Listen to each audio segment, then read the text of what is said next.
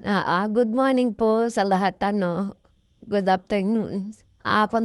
Continuation lang po ito kanina ng upload ko 'no. Yung live po pala ni Bebe Labs bago po pala yun, kagabi pala yun, madaling araw. Akala ko nung isang araw yun.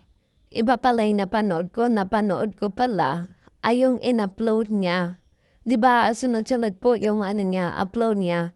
Palibhasa sila gabi ako nagtitignan kaya hindi ko masyadong maintindihan. Lagi ako naalimpungatan. At ngayon nga, nang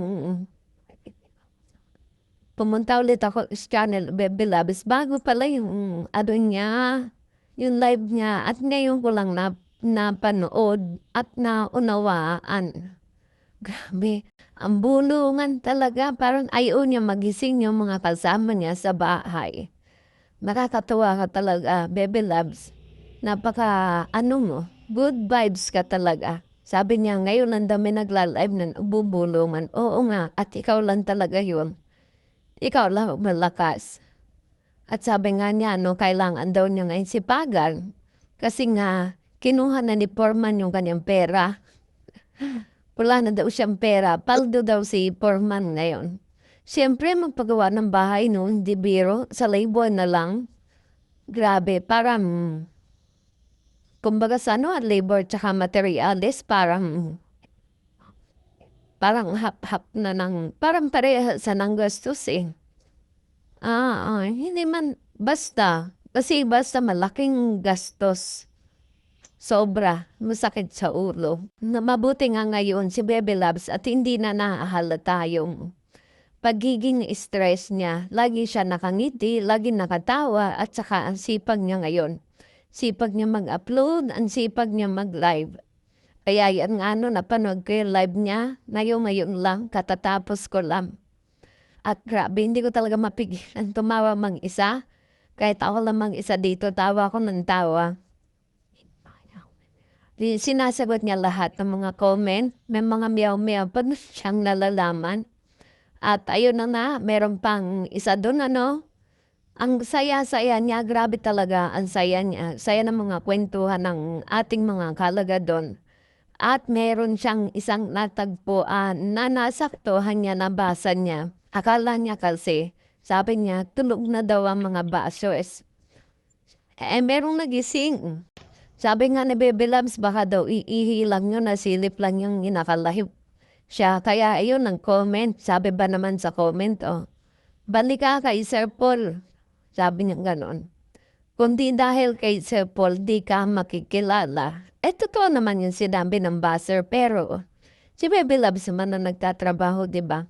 Oo, malaking tulong talaga yung nagawa ni Sir Paul, pero sa mayon, siya naman ang gumagawa, siya naman ang nagtatrabaho na sinusuportahan naman ni Sir Paul. Eto buzzer na to talagang walang magawa sa buhay, Talagang kahit ating gabi, gising pala. At binabantayan ng ating Baby Love. Sabi nga ni Baby Loves, thank you Pinapanood mo pala. 'Di ba? Grabe. Tapos isa pa, sabi niya, sabi pa niya, sabi pa ng buzzer, tama lang na di ka bumalik Sir Paul. Naku, ang dami talagang alam ng buzzer na to. Nakakagigil talaga. Grabe. Bakit ba nangingialam ka? Ay, desisyon niya yun. Desisyon ni Bebe Labs yun. O, di ba, wala kang pakialam kung gusto niyang bumalik or hindi. Wala kang magagawa. Di ba? Patahimikin mo si Bebe Labs. Gawin mong asenso. Gawin mong umasenso rin katulad ni Bebe Labs para matuwa sa'yo. Yung sa taas. Di ba? Grabe ka, nakakagigil ka.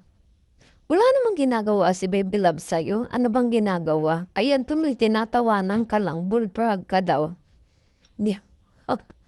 Nakakainis. Parang yung mga tao na to, humahanap talaga sila ng ikakagalit na wala naman talagang kagalit-galit. Kita mo, Binabalik-balikan niya pa yung mga nakaraan, pinababalik doon sa PB house. Tama lang na di ka bumalik. Wala na nga, tapos na. Ulit-ulit nito. Tapos na, di ba? Wala na. At saka, may kanya-kanya na silang buhay. At saka, si Sir Paul, sinusuportahan niya si Bebe Labs kahit wala siya doon. Suportado niya si Bebe Labs. At talaga magkaibigan sila, nagkukulitan sila lagi sa live. Kaya huwag ka dyan makailam. Diba? Sa talagang taong to, nakakagigil. Mabuti na lang ay sumagat din kahapon na ang buzzer. Pero ayaw ipablock ni Bebe Labs, huwag daw i-block. Gustong-gusto daw niyang sagutin yung mga ganong comment. O diba, marunong na ngayon si Bebe Labs sa kanyang mga buzzers. Alam na niya kung paano siya lumaban or mga twiran sa mga buzzers na ang kitid ng mga utak. Ika nga ni Bebe Labs, diba? Kasi hindi naman nila alam totoo na mga pangyayari. Kung talaga, di ba kayo natutuwa na sipag-sipag ni Bebe Labs? Ang sipag niya mag-live, ang sipag niya mag-upload. Sabi nga dun sa comment, kailangan talaga ngayon magsipag ni Bebe Labs kasi wala siya papasahod sa mga worker kasi ang mahal naman talaga ng magpagawa ng bahay. Paulit-ulit na lang ako, hindi biro talaga. At mabuti nga si Bebe Labs meron ng pinapatay yung bahay. Ibig sabihin may pera siya na ipapagawa, di ba? Nakaipon talaga siya sa kanyang pinagpaguran at talagang kami very, very proud talaga sa kanyang narating. At ako talaga sa akin, excited ako makita yung kalalabasan ng pinagpaguran ni Bebe Labs. Excited ako makita yung bahay na kanyang pinangarap. O diba, nakakatuwa. Kasi nakita ko, puro na siya, puro bakal na yun na paano, diba? Tapos may hollow block na yung paligid, nakarap na. Nakakatuwa talaga, tuwan-tuwa talaga ako.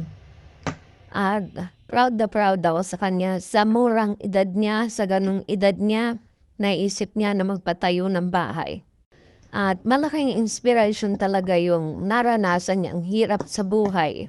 Yun talagang ginawa niya inspiration para marating lahat ng mga pangarap niya.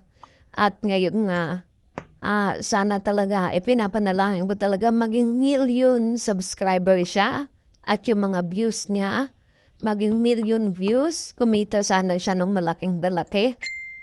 Yun, talagang pinapanalangin ko talaga siya na magtagumpay siya bilang vlogger.